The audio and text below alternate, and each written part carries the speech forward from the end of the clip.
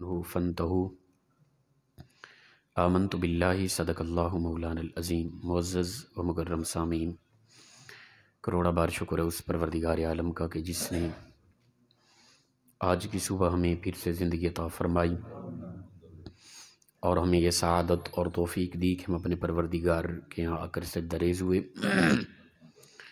آج جمعرات کی صبح کی عظیم مقدس بابرکت لمحات ہیں، تو جس طرح ہر جمعرات کی صبح کو حدیث مبارکہ بیان ہوتی ہے اور وائٹ بورڈ پہ اس کو نوٹ بھی کیا جاتا ہے، تو اسی کے مطابق وائٹ بورڈ پہ اس کو نوٹ کیا گیا ہے۔ اس حدیث پاک کو وہاں پہ یاد کریں اور اس کی وضاحت آپ آن کیمرہ ہے، نیٹ پہ بھی سن سکتے ہیں، اور یہاں پہ بھی اگر مکمل سمجھ آ جائے تو یہ کمال ہے۔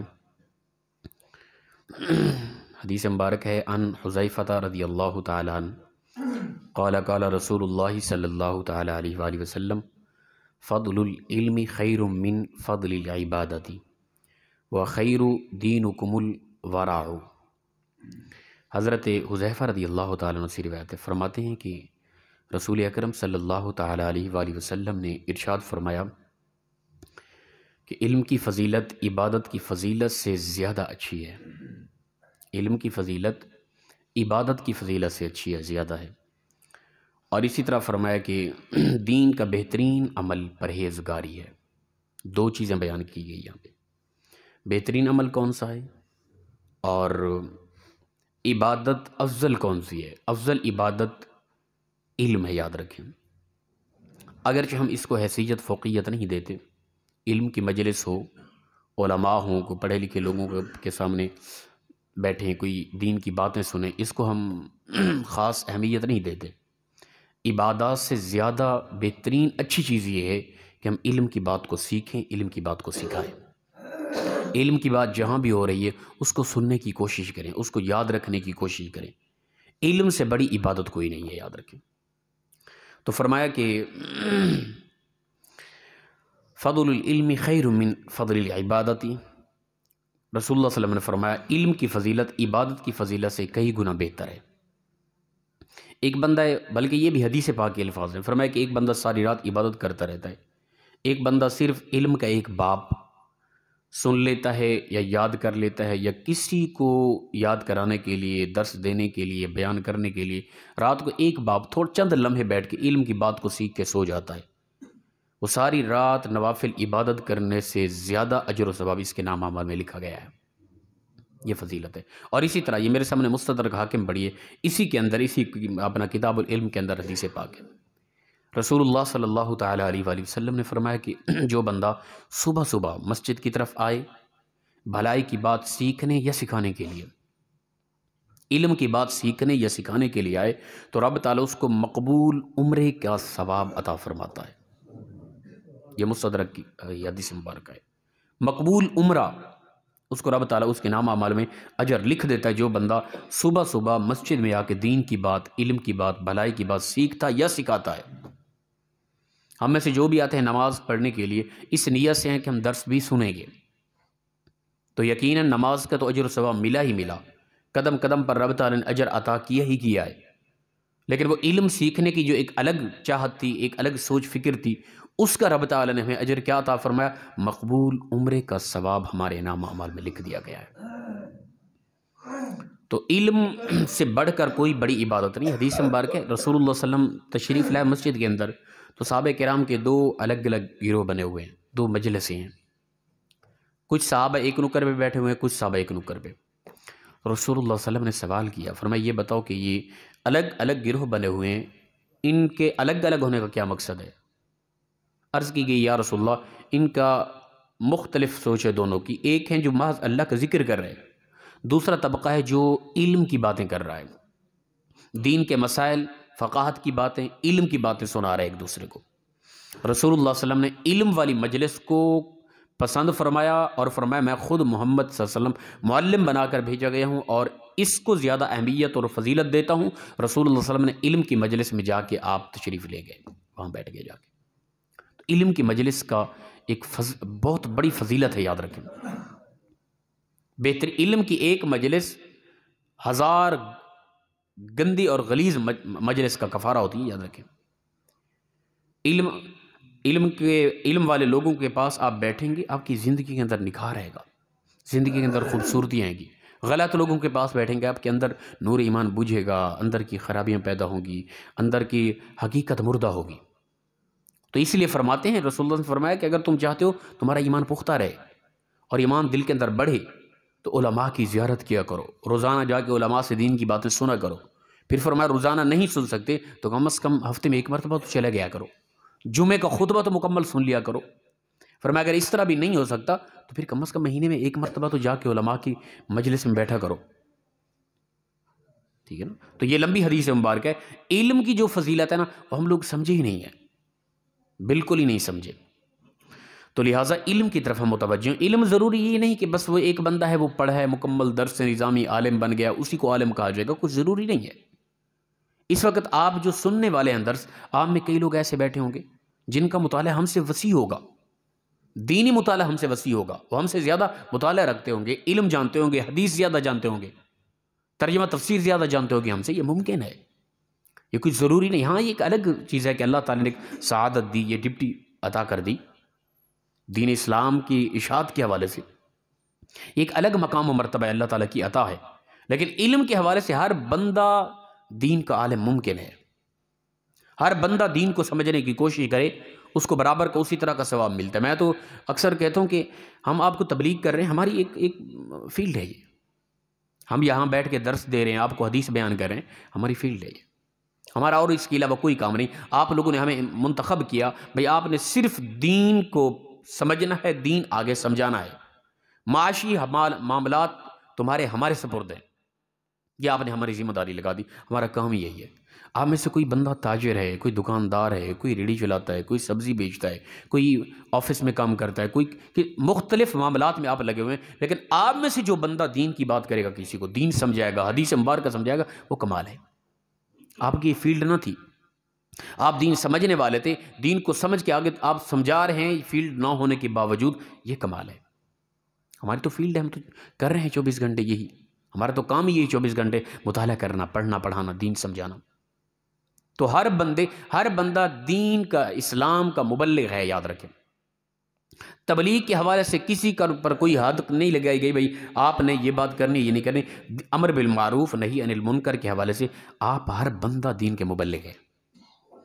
تو علم سیکھیں، دوسروں کو سکھائیں۔ اسی طرح فرمایا کہ سب سے بہترین تم میں سے وہ ہے جو قرآن سیکھتا ہے اور سکھاتا ہے۔ قرآن پاک کی جو احکام والی آیات ہیں ان کو ہم یاد کرنے کی کوشش کریں، بہترین علم ہے یہ۔ اور پھر اپنی زندگی کے اندر ان کو لے کے آئیں، عملی طور پہ لے کے آئیں، پھر دیکھیں زندگی میں کس قدر نکھار آتا ہے۔ فرمایا علم والا آدمی، ایک عالم اپنے شیطان پر 1000 عابد سے بھی زیادہ بھاری ہے۔ ایک عالم شیطان پر 1000 عابد سے زیادہ بھاری ہے، حدیث پاک ہے، رسول اللہ صلی اللہ علیہ وسلم کا فرمان ہے۔ وہ کیوں؟ اس لیے 1000 عابد لوگ ہیں نا، وہ عبادت کریں، اپنی ذات کو انہوں نے بس کنٹرول کیا ہوا ہے، اپنی ذات کو انہوں نے راست پہ لگایا ہوا ہے۔ وہ تسبیح کر رہے ہیں، نوافل پڑھ رہے ہیں، حج کر رہے ہیں، زکوٰۃ دے رہے ہیں، صدقہ و خیرات کر رہے ہیں، جتنا بھی، وہ اپنی ذات کو۔ لیکن ایک عالم دین ہے، وہ اپنے آپ کو تو کنٹرول کیے ہوئے ہے، کئی ہزاراں لوگوں کو راہ راست پہ وہ لگا رہا ہے۔ شیطان کو پریشانی نہیں ہوتی، ایک عابد اسے پتہ یہ اکیلا تنہا ہے، یہ اپنے آپ کو بچا رہا ہے۔ لیکن ایک عالم دین وہ کئی لوگوں کو جہنم سے بچا کے جنت کی طرف لے کر جائے گا۔ تو عالم دین سے مراد یہ سٹیج پر آنا، فلاں فلاں، یہ کوئی ضروری نہیں ہے۔ ہر بندہ علم سیکھے، آگے لوگوں کو سکھائے۔ ہم کم از کم اپنی رعایا، اپنا گھر، اپنے بچوں کو تو دین کی تبلیغ کر سکتے ہیں نا، اپنے بچوں کو تو دین کا علم دے سکتے ہیں نا، اپنے بچوں کے اندر تو اپنا دین اسلام کے نور کو بھر سکتے ہیں نا، اچھی تربیت کر کے، کوشش کر کے، بار بار خود محنت کر کے۔ لیکن اس طرف توجہ بالکل نہیں ہے۔ تو لہٰذا ہم اس طرف توجہ کریں۔ علم کے حوالے سے فرمایا کہ علم کی فضیلت عبادت سے بہت زیادہ اچھی ہے، ٹھیک ہے نا۔ اور دوسری چیز جو فرمایا کہ دین کا بہترین عمل پرہیزگاری ہے۔ گناہ سے بچنا تمام نیکیوں سے بڑی نیکی یہ ہے۔ ایک بندہ ہے، وہ اپنا نماز بھی پڑھتا ہے، روزہ بھی رکھتا ہے، زکوٰۃ بھی دیتا ہے، حج بھی کرتا ہے، کمال، لیکن اس کے اندر یہ ہے کہ وہ ساتھ جھوٹ بھی بول جاتا ہے، دوسروں کی عزتوں کو بھی خراب کر جاتا ہے، ملاوٹ بھی کر جاتا ہے، سود بھی کھاتا ہے، شراب بھی پیتا ہے، یہ سارے معاملات، یہ بیکار آدمی ہے۔ اس سے کئی گنا بہتر وہ ہے جو نماز اتنا نہیں پڑھتا کبھی کبھار۔ یہ اس کا مطلب ہی نہیں کہ اس کی فضیلت بیان کی جا رہی نماز چھوڑ دیں، میں ایک ویسے بات کر رہا ہوں حدیث مبارکہ کے حوالے سے۔ وہ نماز بھی نہیں پڑھتا، کبھی کبھار پڑھتا ہے، اور اس طرف توجہ نہیں، روزوں کی طرف بھی توجہ نہیں، لیکن وہ ملاوٹ سے ڈرتا ہے، جھوٹ سے ڈرتا ہے، کسی کی عزت کی طرف نظر چلی گئی اسے حیا آ جاتی ہے، اللہ سے ڈرتا ہے، تقوی ہے اس کے اندر، پرہیزگاری ہے۔ یہ اصل عبادت ہے۔ بہترین عمل کیا ہے؟ پرہیزگاری۔ بہترین عمل تسبیح پڑھنے سے بڑا عمل یہ ہے گناہ سے بچیں۔ تہجد، اشراق، چاشت پڑھنے سے بہترین عمل یہ ہے گناہ سے بچیں، متقی ہو جائیں، پرہیزگار بن جائیں۔ تو جنت متقین کے لیے تیار کی گئی۔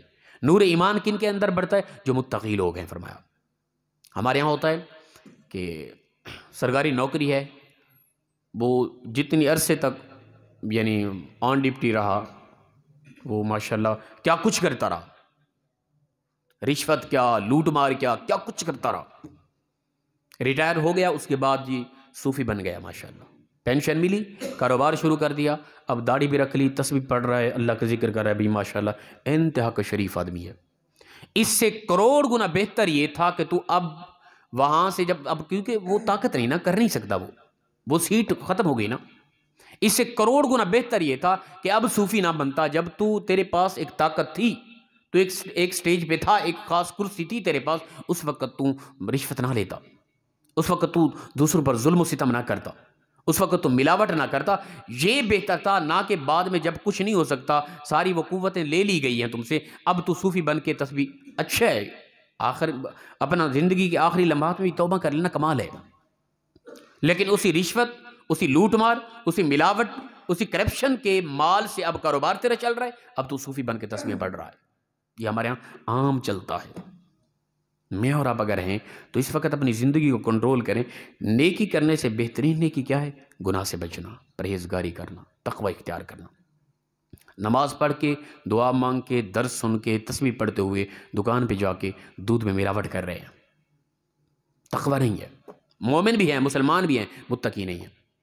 نماز پڑھ لی، قرآن کی تلاوت کر لی، تسبیح پڑھتے ہوئے آفس میں جاتے ہی سب سے پہلے رشوت لے لی، کرپشن کر لی۔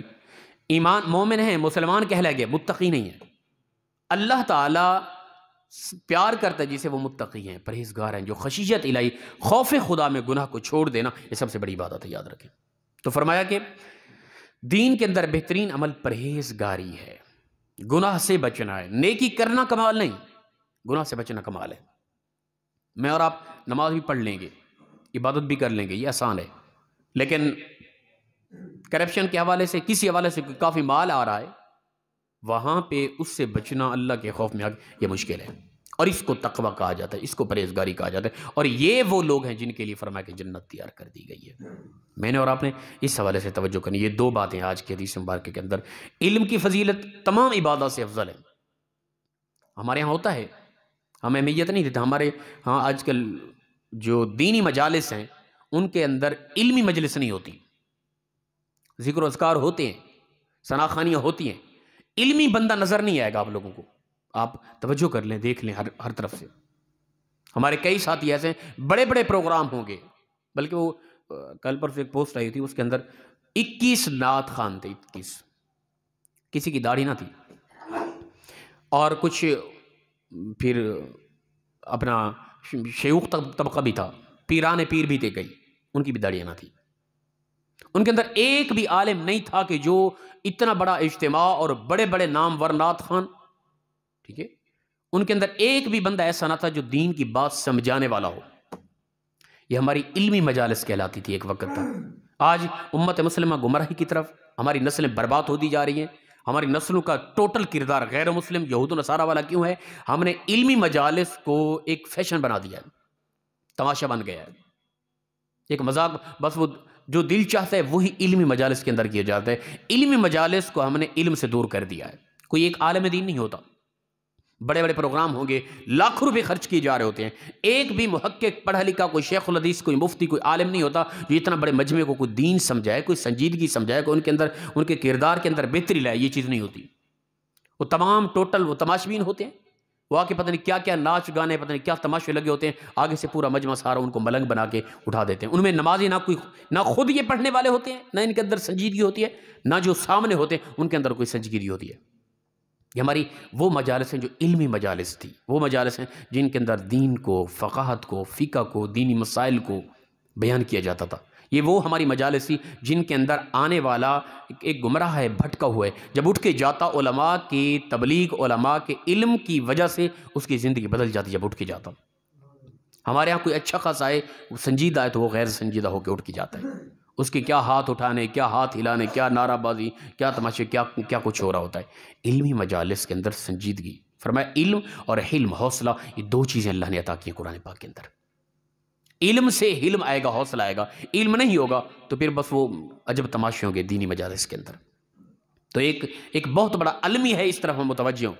دیکھیں کہ ہماری مجالس کے اندر آپ دیکھیں گے، میں اکثر دیکھتا ہوں جو بھی پوسٹیں اپنا فلیکسیں لگی ہوتی ہیں، دیکھتا ہوں بھی عالم دین کون ہے، دل خون کے آنسر ہوتا ہے یار ان لوگوں نے ممبر رسول کو سنبھال لیا، بس یہ ٹوٹل جن کو پتہ ہی نہیں اسلام کا، ایک بھی پڑھا لکھا عالم دین نہیں ہے جو اتنا بڑا مجمع آئے گا اس کو کوئی دین کی بات سمجھائے۔ ممبر رسول یہ سٹیج ہم نے کن لوگوں کے سپرد کر دی ہے، یہ ہم دیکھیں، اس سے ہماری نسلیں تباہ و برباد ہو رہی ہیں، یاد رکھیں۔ اگر میں اور آپ اسی طرح خاموش رہے، بس ٹھیک ہے جی فلاں نے مجلس کی، ان سے پوچھیں بھائی یہ اتنا بڑا اہتمام کیا، عوام کو کیا ملا یہ بتائیں۔ جی ثناخوانی مصطفیٰ سارے ہیں، قرآن اللہ کے نبی کی ثناخوانی نہیں کر رہا، سب سے بڑی ثناخوانی اللہ کے نبی کی قرآن کر رہا ہے۔ قرآن کتنا پڑھا جاتا ہے، قرآن کتنا سمجھایا جاتا ہے، قرآن کی کتنا تلاوت ہوتی ہے، یا کتنے علماء آ کے قرآن سمجھانے کی، کچھ بھی نہیں ہے، بس مست ملنگ ہو گئے۔ یہ ہماری علمی مجالس ہے۔ وائے ناکامی متائے کارواں جاتا رہا، کارواں کے دل سے احساس زیاں جاتا رہا۔ ہم تو وہ تھے کہ ہم نے غیر مسلم کو اپنے کردار کے ذریعے مسلمان بنانا تھا، لیکن ہمارا کردار ایسا بگڑا کہ ہماری نسلیں ان کا کردار غیر مسلم والا ہوتا جا رہا ہے۔ اللہ پاک ہم سب کو دین کی سمجھ عطا فرمائے۔ وآخر دعوایا ان الحمد للہ رب العالمین۔